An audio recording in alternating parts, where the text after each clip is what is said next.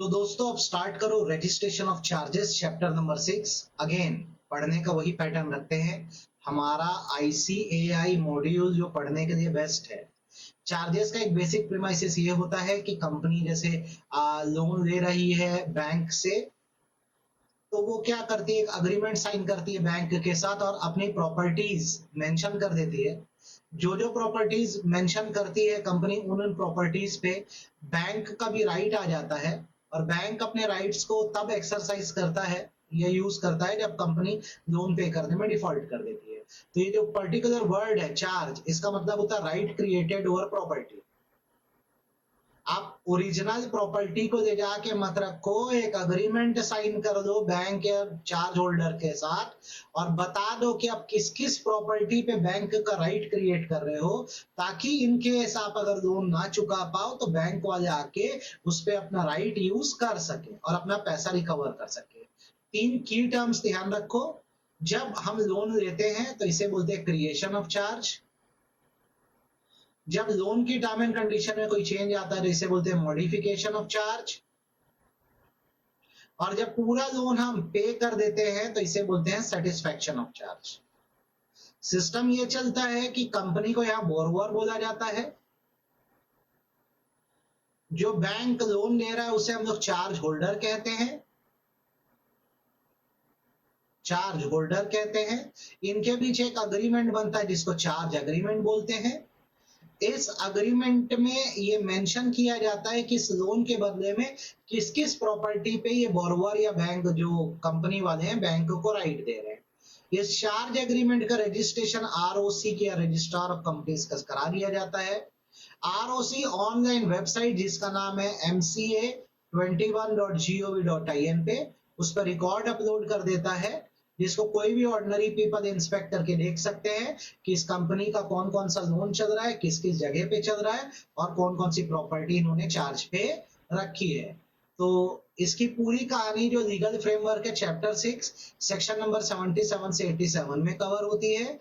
यहाँ पे चार्ज का मतलब सिंपल है, आपने दिया है लोन और उसके बदले क्या किया है, अपनी कंपनी की प्रॉपर्टी एसेट पे राइट क्रिएट करवाया है, इसे चार्ज कहा जाता है। आप इसको कंपनीज एक्ट के डेफिनेशन में देख लोगे तो सेक्शन 2 क्लॉज 16 में इसकी डेफिनेशन है, जिसमें बोला गया चार्ज एक तरह का इंटरेस्ट या लीन है जो कंपनी की प्रॉपर्टी एसेट पे क्रिएट किया जा रहा है। क्यों? As a security for repayment of loan. Charge एक वाइडर टर्म है, मॉर्गेज इसका एक पार्ट है। चार्ज दो तरह के होते हैं, एक होता है फिक्स चार्ज, दूसरा होता है floating charge. Fix charge basically उस चार्ज को बोलते हैं जो कंपनी की स्पेसिफिक असेट्स पे क्रिएट होता है या फिक्स्ड असेट पे क्रिएट होता है, जैसे land and building, machinery, office premises etcetera. ये असेट्स एकदम आइडेंटिफाइड रहती हैं। तो इसमें सिस्टम ये चलता है कि जैसे चार्ज जब क्रिएट किया जाता है तो टाइटल डीड्स बैंक में जमा कर दी जाती है। ठीक। ये चार्ज फिक्स है तो इसका मतलब ये होता है कि इसको बोरोइंग कंपनी बेच नहीं पाएगी जब तक चार्ज कंप्लीट ना हो, और यदि अगर बेचना भी है तो किससे पूछ के बेचे, चार्ज होल्डर या बैंक वालों से पूछ के बेचे। ठीक है। आई होप आपको ये फिक्स चार्ज समझ आ गया होगा। ये किस पर हो रहा है? Land building, machinery, office premises etcetera. दूसरा चार्ज फ्लोटिंग चार्ज होता है। फ्लोटिंग चार्ज जो होता है वो कंपनी की फ्यूचर असेट्स पे क्रिएट होता है, करंट एसेट पे क्रिएट होता है, जैसे raw material, stock in trade, debtor. Company को परमिशन है कि इन असेट्स को बिल्कुल यूज करते रहे। ठीक है। बैंक की तरफ से आगे कोई इंटरफेरेंस नहीं होगा। लेकिन कल को कभी ऐसा हो जाए कि क्रेडिटर या बैंक वाले एक्शन ले ले, तो ये जो अभी आपको फ्लोटिंग चार्ज दिख रहा है ये चार्ज फिक्स हो जाएगा। और जब कोई फ्लोटिंग चार्ज फिक्स हो जाता है तो उसको क्रिस्टलाइजेशन बोलते हैं। इसको आप ऐसे भी समझ सकते हो बेसिकली कि फ्लोटिंग चार्ज में तो एसेट चेंज हो रही है, मटेरियल, कैश, ये सब बदलता रहता है। तो ये रोज चेंज होता रहेगा अनटिल एंड अनलेस इसका क्रिस्टलाइजेशन ना हो। ठीक है। क्रिस्टलाइजेशन कब होगा? तो इसके तीन सिचुएशन हो सकता है। सिचुएशन नंबर 1, कंपनी अपने बिजनेस को अब डिसकंटिन्यू कर दे, ये पूरी कंपनी वाइंडिंग अप पे चले जाए, या क्रेडिटर एक्शन लेकर सारे प्रॉपर्टीज पे कब्जा कर दे, तो अभी तक ये जो फ्लोटिंग चार्ज था ये किसमें कन्वर्ट हो जाएगा? फिक्स। अब इसके सेक्शन पार्ट पे आते हैं, सेक्शन 77 पे। ये बोला गया है सेक्शन 77 में कि अगर कोई कंपनी जो है वो लोन ले रही है तो उसे अपने चार्ज का रजिस्ट्रेशन आरओसी के पास करवाना पड़ेगा। ठीक है, धीरे धीरे मेरी बात सुनना। ये कंपनी की ड्यूटी बनती है कि उसको जो भी उसने चार्ज क्रिएट किया है अपनी प्रॉपर्टी पे, चाहे इंडिया के अंदर हो या इंडिया के बाहर हो, उसका उसको रजिस्ट्रेशन करवा लेना चाहिए। ठीक है, रजिस्ट्रेशन कराना मतलब आरओसी के पास फॉर्म जमा करके CH-G1 रजिस्ट्रेशन करवाना होता है। ठीक, आई होप ये बात समझ आ गई होगी। इसमें ये भी बोला गया है कि जैसे कंपनी चार्ज का रजिस्ट्रेशन ना करा पाए तो जो चार्ज होल्डर या बैंक वाले हैं वो भी चाहे तो रजिस्ट्रेशन करवा सकते हैं। रजिस्ट्रेशन कैसे कराएं? तो अगर आपको चार्ज का रजिस्ट्रेशन कराना है तो जब भी चार्ज क्रिएट हुआ या लोन दिया गया उसके 30 डेज के अंदर आपको फॉर्म फिल करना होगा जिसको बोलते हैं CH-G1 फॉर्म, और अगर डिवेंचर का केस है तो CH-G9 फॉर्म। ठीक है, अब चार्ज का जब रजिस्ट्रेशन कराओगे तो साथ में चार्ज से रिलेटेड इंस्ट्रूमेंट भी जमा करोगे। तो ये जो भी इंस्ट्रूमेंट है प्रॉपर्टी रिलेटेड है, तो जैसे प्रॉपर्टी इंडिया के बाहर है तो इन इंस्ट्रूमेंट को जो वेरीफाई करने का काम है वो होगा कॉमन सील से, या कोई डायरेक्टर या सेक्रेटरी या चार्ज होल्डर का ऑथराइज ऑफिसर करेगा, या वो पर्सन जिसका इस चार्ज या मॉर्गेज में कोई इंटरेस्ट बन रहा है वो करेगा। और प्रॉपर्टी अगर इंडिया के अंदर है तो इन इंस्ट्रूमेंट्स को वेरीफाई करने का काम जो होता है वो डायरेक्टर या CS या चार्ज होल्डर को ऑथराइज ऑफिसर कर सकता है। रजिस्ट्रेशन आपको 30 डेज में कराना है, और अगर आप 30 डेज में रजिस्ट्रेशन नहीं करा पाते हो तो दो क्राइटेरिया है। एक है 2/11/2018 के पहले, और दूसरा है 2/11/2018 के बाद का। तो पहले बात कर देते हैं कि जो चार्जेस 2 नवंबर 2018 के पहले थे उनका क्या। तो जैसे कंपनी की ड्यूटी बनती है कि वो चार्ज रजिस्ट्रेशन कराएं कि कौन से फॉर्म में, CH-G1 में, कितने दिन के अंदर, 30 डेज में। अब जैसे मान लो कंपनी 30 डेज में चार्ज का रजिस्ट्रेशन नहीं करा पाती, तो पहले क्या रूल था 2/11/18 के पहले कि आप चार्ज का रजिस्ट्रेशन 30 डेज में करा लो। 30 डेज में नहीं करा पाओगे ना तो आपको एडिशनल फीस के साथ 300 दिन का समय मिलेगा, आप रजिस्ट्रेशन करा लो। या 300 दिन का मतलब होता है जो 30 डेज आप फेल हो चुके हो, बीत चुके हो, प्लस 270 दिन और मिलते हैं। ठीक है, उसमें भी आप नहीं करा पाए ना तो फिर एक फाइनल मौका दिया गया कि जब नया रूल आया 2/11/2018 को, उसके 6 महीने के अंदर आप क्या करिए, अपने चार्ज का रजिस्ट्रेशन करवा लीजिए। फिर रूल 2/11/2018 से बदल गया। अब 2/11/2018 से क्या रूल है, आप चार्ज का रजिस्ट्रेशन 30 डेज में करवा लो, नहीं कराओगे तो आप नेक्स्ट 30 डेज और आप ले लो, मतलब 30 + 30 कितना हो गया, 60 डेज हो गया, एडिशनल फीस लगेगी। अब इस 30 डेज में भी आप नहीं करा पाओगे ना तो फिर आपको फर्दर पीरियड ऑफ क्या मिलेगा, 60 डेज मिलेगा, जिसमें एड वैलोरम फीस लगेगी। एड वैलोरम मतलब होता है अकॉर्डिंग टू द वैल्यू। तो एक कॉन्ट्रास्ट देख लो और बात समझ लो, चार्ज का रजिस्ट्रेशन 30 डेज में होना चाहिए। अर्लियर रूल वाज क्या कि 30 डेज में रजिस्ट्रेशन नहीं कराए तो 300 डेज में कराना है, वो भी नहीं करा पाए तो जब ये रूल आया उसके 6 मंथ में करा दो। यहाँ पे एडिशनल फीस का कंसेप्ट 2/11/2018 के बाद चार्ज का रजिस्ट्रेशन 30 डेज में करवाओ, नहीं करा पाए तो और 30 डेज मिलेगा एडिशनल फीस के साथ, नहीं तो फिर 60 डेज में एड वैलोरम फीस के साथ आप करवा। ठीक, इसके लिए क्या करना पड़ता है, आपको एक प्रिस्क्राइब फॉर्म भरना होता है और एक्सटेंशन के लिए अप्लाई करना पड़ता है। ठीक, एड वैल्यूरम का मतलब होता है अकॉर्डिंग टू द वैल्यू, जितना बड़े लेवल का चार्ज होगा उतना ज्यादा क्या लगेगा, आपके फीस लगेगा। जब आप CH-G1 में रजिस्ट्रेशन कराते हो चार्ज का तो आपको सर्टिफिकेट इशू होता है, ये बात का एविडेंस है कि आपका चार्ज रजिस्टर्ड है। ये सर्टिफिकेट आपको फॉर्म CH-G2 में इशू होता है। ठीक है, ये जो सर्टिफिकेट इशू हुआ ये एविडेंस है इस बात का कि आपने चार्ज का रजिस्ट्रेशन कराया है। ठीक है, ये बात ध्यान रखना। कुछ ऐसे चार्जेस होते हैं जैसे बैंकिंग कंपनी से रिलेटेड जिन पर ये चार्ज का रूल अप्लाई नहीं होगा, ये सेक्शन 77। अब उसका सेक्शन 80 आता है deemed notice of charge. Deemed notice of charge का प्रोविजन ये बोलता है कि आपने क्या किया, जब चार्ज क्रिएट किया मतलब लोन दिया तो इसका रजिस्ट्रेशन फॉर्म CH-G1 में ROC के पास करा दिया। ROC क्या करेगा, इसको ऑनलाइन वेबसाइट के पोर्टल पे, MCA पोर्टल पे अपलोड कर देगा, और कोई भी आम आदमी जो होता है वो for payment of a nominal fees ये चेक कर सकता है कि किसी भी कंपनी की कौन कौन सी प्रॉपर्टी चार्ज पे रखी गई है। तो ये बोला जाता है कि जो भी इंसान कंपनी से डील कर रहा है उसको ये कंस्ट्रक्टिव नॉलेज या नोटिस होना चाहिए, पता होना चाहिए कि कौन कौन सी कंपनी की प्रॉपर्टी चार्ज पे है।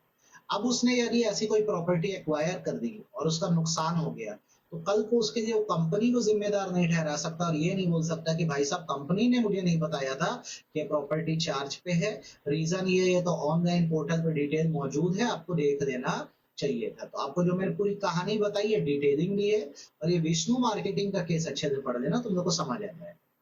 चार्ज का रजिस्ट्रेशन कंपलसरी है, नहीं कराने पर क्या होगा? तो अगर आपने चार्ज का रजिस्ट्रेशन नहीं कराया तो जब कंपनी का लिक्विडेशन होगा तो लिक्विडेटर नहीं मानेगा कि ये प्रॉपर्टी चार्ज पे है, और लाइक अदर प्रॉपर्टीज वो इस प्रॉपर्टी को भी क्या कर रहा होगा, बेच रहा होगा। इसका मतलब जो क्रेडिटर्स हैं, ठीक है, क्रेडिटर्स हैं मतलब बैंक वाले हैं, उनको अनसिक्योर्ड की कैटेगरी में डाल दिया जाएगा और उनका इस असेट पे फर्स्ट राइट नहीं होगा। ऐसा नहीं है कि डेप्थ खत्म हो गई है। पहले क्या होता, अगर चार्ज रजिस्टर होता सीधे बैंक वाले आके इस प्रॉपर्टी पे कब्जा करते, और अगर चार्ज रजिस्टर नहीं है तो बहुत बड़ी दिक्कत है यहाँ पे। यहाँ पे कंपनी का जब लिक्विडेशन होगा और बैंक वाले बोलेंगे हमारा इस प्रॉपर्टी पे राइट है, लिक्विडेटर मानेगा ही नहीं, बोलेगा कहाँ रजिस्ट्रेशन है चार्ज का, ठीक है। और इसका मतलब ये नहीं कि डेप्थ है, नहीं, डेप्थ है भाई, लोन दिया गया है, और चाहे तो कंपनी के ऊपर कोर्ट वोर्ट में केस करके इस डेप्थ को क्या कर सकते हैं, रिकवर कर सकते हैं। आगे इसमें एक बड़ा इंपॉर्टेंट पॉइंट है कि जैसे मैंने क्या किया, सपोज करो ए बैंक में लोन लिया, चार्ज क्रिएट किया, फिर सेम प्रॉपर्टी का चार्ज क्रिएशन किया बी बैंक में। बी बैंक में तो मैंने रजिस्ट्रेशन करा दिया फॉर्म CAG1 भर के, लेकिन ए बैंक पे नहीं कराया। तो इस सिचुएशन में क्या होगा, जो ये नेक्स्ट जो बी बैंक है इसका प्रॉपर्टी पे बराबर पूरा राइट है, पर ए बैंक का नहीं है, क्योंकि बी बैंक के पास जब मैंने प्रॉपर्टी रखी थी इसका रजिस्ट्रेशन ROC के पास करा दिया था और ए बैंक वालों ने नहीं कराया। ठीक, फिर सवाल उठता है क्या चार्ज होल्डर भी चार्ज का रजिस्ट्रेशन करा सकता है? हाँ बिल्कुल करा सकता है। अगर क्या होता है, ड्यूटी तो कंपनी की है चार्ज का रजिस्ट्रेशन कराने की, लेकिन कंपनी अगर 30 डेज में रजिस्ट्रेशन ना कराए तो फिर चार्ज होल्डर एप्लीकेशन डालता है रजिस्ट्रार के पास। जब चार्ज होल्डर मतलब बैंक वाले रजिस्ट्रार के एप्लीकेशन डालते हैं तो चार्ज होल्डर कंपनी को नोटिस देता है कि भाई आप लोग बताओ ये बैंक वाले हैं चार्ज का रजिस्ट्रेशन कराने, करवाना है कि नहीं। तो जैसे अगर कंपनी ने ऑब्जेक्शन रेज कर दिया कि नहीं नहीं हम करा देंगे, तो फिर कंपनी को रीजन बताना होगा वो लेट क्यों हुए, और वो चार्ज का रजिस्ट्रेशन खुद करा ले, फिर चार्ज होल्डर को नहीं कराना है। कंपनी बोलती है ठीक है चार्ज होल्डर को ही रजिस्ट्रेशन करवा देने दो, तो रजिस्ट्रार क्या करेगा 14 डेज के पीरियड में फिर चार्ज का रजिस्ट्रेशन कर देगा, खत्म बात। तो ये देखना पड़ेगा कंपनी क्या बोल रही है, ऑब्जेक्शन रेज कर रही है कि नहीं कर रही है, ठीक है। जो भी इसका खर्चा होगा, जो भी इसका एक्सपेंस होगा, वो जो फीस होगी, अगर चार्ज होल्डर ने चार्ज का रजिस्ट्रेशन कराया है तो सारी फीस जो है वो कंपनी से या बोरोवर से रिकवर कर दे, ठीक। देन सेक्शन 79 दो पार्ट में काम करता है, acquisition of property subject to charge और मॉडिफिकेशन ऑफ चार्ज के रूप में। तो धीरे धीरे पढ़ते हैं, ठीक। जैसे अगर मान लो कभी ऐसा होता है कि कोई प्रॉपर्टी है जो चार्ज पे है, इस प्रॉपर्टी को चार्ज होल्डर या बैंक वालों की परमिशन से आगे बेच दिया जाता है, तो फिर यहाँ पे कंपनी की ड्यूटी है जो ऐसी प्रॉपर्टी को एक्वायर कर रही है कि पुराने चार्ज को रिकॉर्ड से हटाया जाए, वैकेट हो, और जो नया चार्ज क्रिएट होगा वो नई कंपनी के नाम पे होगा। मतलब मान लो ए लिमिटेड की एक प्रॉपर्टी थी चार्ज पे थी, MCA पोर्टल पे ए लिमिटेड के में ये दिख रहा था चार्ज ओपन करके, अब इस प्रॉपर्टी को बी लिमिटेड ने खरीद लिया है, तो यहाँ पर ये क्लोज हो जाएगा, और अब यही प्रॉपर्टी किसके रिकॉर्ड में लिखने लग जाएगी, बी लिमिटेड के रिकॉर्ड में लिखने लग जाएगी, ठीक है। सिमिलरली चार्ज का मॉडिफिकेशन एक तरह से देखोगे तो ये भी चेंज आया ना, आप ऐसी प्रॉपर्टी को ले लिए जो चार्ज पे थी, तो इससे क्या हुआ, पुराना चार्ज क्लोज हो जाएगा, नया क्रिएट होगा। सेम मॉडिफिकेशन में भी होता है, मॉडिफिकेशन वर्ड का मतलब होता है अभी जो चार्ज है उसके टर्म एंड कंडीशन में चेंज करना। जैसे कि आप क्या करते हो, कोई एग्जिस्टिंग चार्ज की टर्म एंड कंडीशन बदल देते हो, लिमिट को इंक्रीज या डिक्रीज कर देते हो, मतलब लोन अमाउंट बढ़ा देते हो या घटा देते हो, ठीक। पारी पासू चार्ज मतलब इक्वालिटी चार्ज को सीड कर देते हो या एंड कर देते हो, रेट ऑफ इंटरेस्ट चेंज करते हो, रीपेमेंट शेड्यूल बदलते हो, या कुछ प्रॉपर्टी को चार्ज से छुड़वा देते हो, तो आपने मॉडिफिकेशन किया। मॉडिफिकेशन की जानकारी भी ROC को फॉर्म CHG1 में दी जाती है, और जब आप ये जानकारी ROC को फॉर्म CHG1 में देते हो तो ROC आपको सर्टिफिकेट देता है फॉर्म CHG2 में, CHG3 में, कि आपके चार्ज को मॉडिफाई कर दिया गया, ठीक है। अब उसके बाद बारी आती है रजिस्टर ऑफ चार्जेस की, तो इसको दो एस्पेक्ट में पढ़ते हैं। एक है ROC के पॉइंट ऑफ व्यू से, तो ROC का हिसाब किताब ऐसा है कि जितनी भी कंपनियां चार्ज क्रिएट, मॉडिफाई या सेटिस्फाई कर रही हैं उसका वो ऑनलाइन पोर्टल में रिकॉर्ड अपलोड कर रहा है, जो है mca21.gov.in। तो रजिस्ट्रार ऑफ कंपनी का अलग से कोई रजिस्टर नहीं है चार्जेस का, ये जो ऑनलाइन वेबसाइट है MCA पोर्टल यही उसका रजिस्टर माना जाता है, जिसको कोई भी फीस पे करके कभी भी इंस्पेक्ट कर सकता है। ठीक, ये सेक्शन कौन सा हुआ हमारा 81। अच्छा, वैसे ही register of charges physical register भी होते हैं जो कंपनी मेंटेन करती है। हर कंपनी को एक प्रिस्क्राइब फॉर्म में रजिस्टर ऑफ चार्जेस मेंटेन करना चाहिए, या प्रिस्क्राइब फॉर्म मतलब फॉर्म CHG 7 है। ठीक है, और जितने भी चार्ज होते हैं चाहे फिक्स या फ्लोटिंग, उसका डिटेल इसमें लिखना रखना होता है। साथ में जो इंस्ट्रूमेंट या और रेलेवेंट पेपर्स है वो भी रजिस्टर के साथ मेंटेन रखने चाहिए। ठीक, जब जब कोई चार्ज क्रिएट मॉडिफाई या सेटिस्फाई होगा उसकी एंट्री क्या होगी, रजिस्टर में डाली जाएगी। ठीक है, आई होप यहाँ तक समझ आ गया होगा। ये एंट्री जो रजिस्टर में होती है इसको ऑथेंटिकेट करने का काम डायरेक्टर या सेक्रेटरी या बोर्ड जिसको ऑथराइज करेगा वो पर्सन करेगा। इसे क्या किया जा सकता है, इस रजिस्टर ऑफ चार्ज को इंस्पेक्ट भी किया जा सकता है बिजनेस आवर के दौरान। कोई मेंबर या creditor without payment of fees कर सकते हैं, और कोई दूसरा पेमेंट पर्सन इंस्पेक्ट करेगा तो उसकी क्या लगेगी, फीस लगेगी। जो रजिस्टर ऑफ चार्जेस होते हैं उसको परमानेंटली प्रिजर्व करना होता है, और उससे रिलेटेड जो इंस्ट्रूमेंट होते हैं उसको 8 ईयर के लिए प्रिजर्व करना होता है। ठीक है, तो ये कहानी हो गई रजिस्टर्स की, आप हर चीज को सीखते चलो। ठीक है, देन बारी आती है सेटिस्फेक्शन ऑफ चार्ज की। सेटिस्फेक्शन मतलब होता है full payment. Full payment section 82 बोलता है कि अगर कंपनी ने चार्ज की फुल पेमेंट कर दी है तो उसकी भी जानकारी रजिस्ट्रार को फॉर्म नंबर CHG 4 में 30 डेज के अंदर दे देगी। ठीक है, अगर वो 30 डेज में सेटिस्फेक्शन की जानकारी नहीं दे पाती तो एक्सटेंडेड पीरियड ऑफ 300 डेज भी मिलता है। ठीक, अगर सेटिस्फेक्शन की जानकारी कंपनी नहीं दे रही है तो चार्ज होल्डर भी दे सकता है। फिर अगेन ऊपर जो प्रोसेस पड़े वही है, ऑब्जेक्शन वाला, नो ऑब्जेक्शन वाला। डन। ठीक, जब तुम चार्ज के सेटिस्फेक्शन का रजिस्ट्रेशन कराओगे तो तुमको सर्टिफिकेट मिलेगा फॉर्म CHG 5 में। तो देखो ऐसा सीखो, CHG 1, CHG 1 क्या था, रजिस्ट्रेशन था। CHG 2 क्या था, सर्टिफिकेट ऑफ रजिस्ट्रेशन था।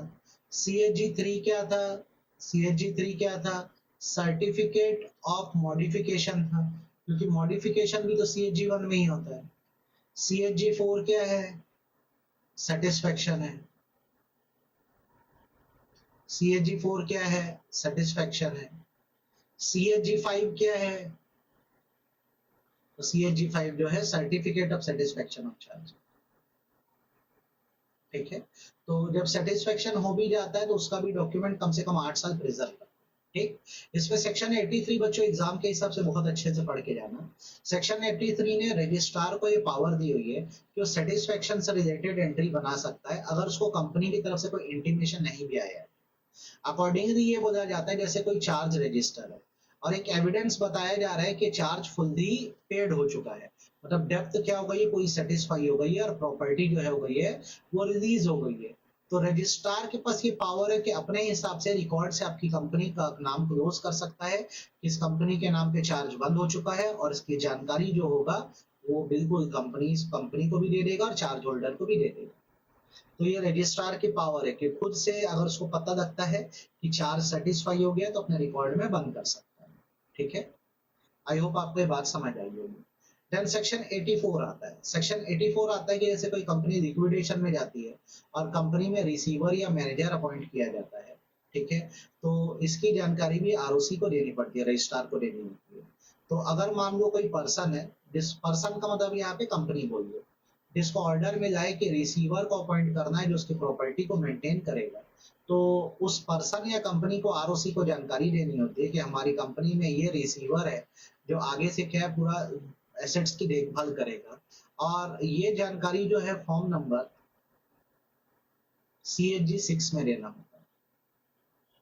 ठीक है, ये ध्यान रखना आप लोग।